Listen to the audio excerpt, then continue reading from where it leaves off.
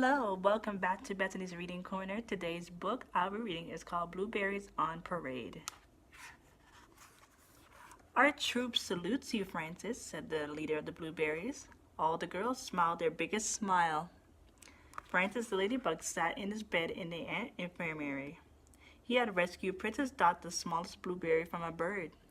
That's how he had hurt his leg. And to honor you, we've added spots to our bandana, said Teeny.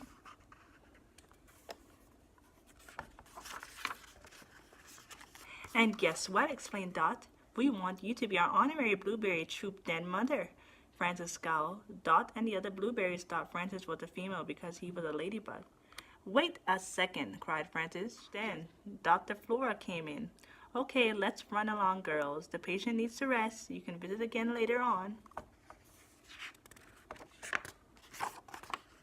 A few days later, Dot and the two other blueberries returned to Francis' room for a meeting. They were very excited as they giggled and talked to one another.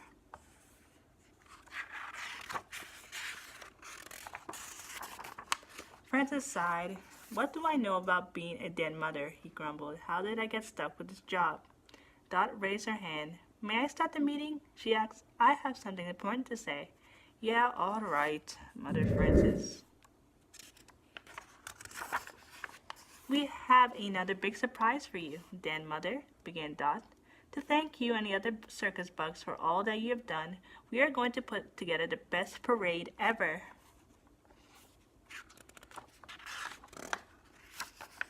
And we want you to help us, Teeny added. Right, girls? Right, answered all the other blueberries ecstatically. Oh, great, thought Francis. Well, girls, he said, why don't you go outside and get started? I'll just take a little rest and join you later, okay? Okay, the blueberries cheered. Then they rushed over to Francis to give him a hug.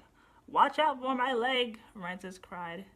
But it was too late. The girls were already piling onto his cast. Oops, sorry, Den Mother, said Dot. She and the other blueberries tried to make Francis comfortable again. We've never held a parade before, Dot said. What do we do first? Francis tried hard to be patient. Why don't you start by making a nice little flag for the parade? Outside. Hey, yeah, explained Dot. Thanks for the great idea.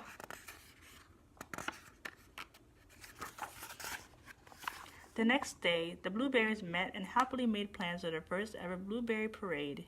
They decided they would march from the blueberry clubhouse to the banquet hall. There, the parade would end with a big party. Plans for the first ever blueberry parade. They decided they would march from the blueberry clubhouse to the banquet hall.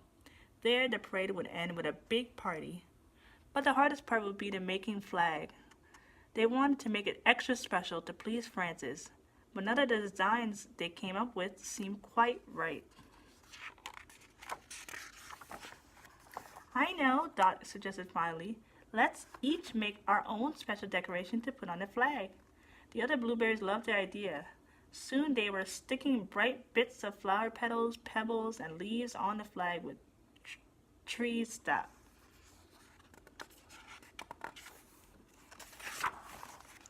When they were finished, the flag looked wonderful. The blueberries were getting ready to show the flag to Francis when they heard a splat. The flag had been hit by a chunk of berry. What's happening? Cried Dot. Splat! Another glop of juice hit the flag. The blueberries scrambled to save their flag, but it was too late. There was a bright red juice all over it. Suddenly, the girls heard laughing. They turned to see the Bonsonberry troop grinning at them. Those mean boys, explained Teeny. They always ruin everything. Now what are we going to do? Let's go ask our den mother, suggested.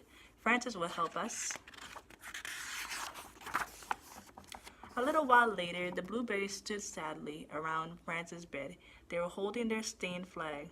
The Bonsonberries did it, Dot sobbed. She looked upset. Francis couldn't help but feel sorry for her.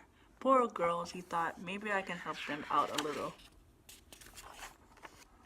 Okay, blueberries, Francis explained. You want to keep those Bonsonberries out of your antennae? Yeah, cried the blueberries. Then listen to your den mother, Francis commanded. If we all work together, we will still have the parade and teach those Bonsonberries a lesson.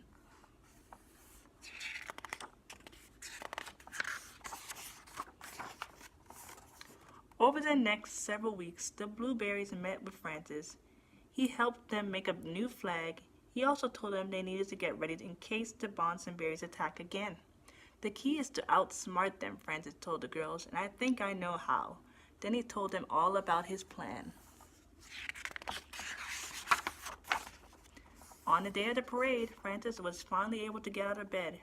After wishing the Blueberries good luck, he went to join the other circus bugs to wait for the parade to begin. But the Bonsonberries were ready too. They had put berry juice along the parade path so the Blueberries would slip in it. The boys hid nearby, waiting for the parade to pass by. Suddenly, the Bonsonberries heard the sounds of the parade, but it wasn't anywhere near them. "Hey!" cried one of the boys. "What's going on?" The Bonsonberries ran out into the road. They slipped and slid in their own berry juice. They had been tricked. The Blueberries had chosen another route. Meanwhile, the Blueberries had begun marching along the other side of the nearby hill. The Bonsonberries would not be able to ruin their flag this time. Francis sat proudly among the circus bugs and watched the parade approach. "Look at that flag," he declared to his friends. "Isn't it great?" Be able to ruin their flag this time. Francis sat proudly among the circus bugs and watched the parade approach. "Look at that flag," he declared to his friends. "Isn't it great?" The Blueberries stopped in front of Francis and saluted him. "Well done, girls," Francis said. The Blueberries cheered. Francis smiled and shook his head. Those little Blueberries sure had grown on him. Maybe being a den mother isn't so bad after all, he thought. The end. Thanks for watching. I hope you enjoyed the story. Bye.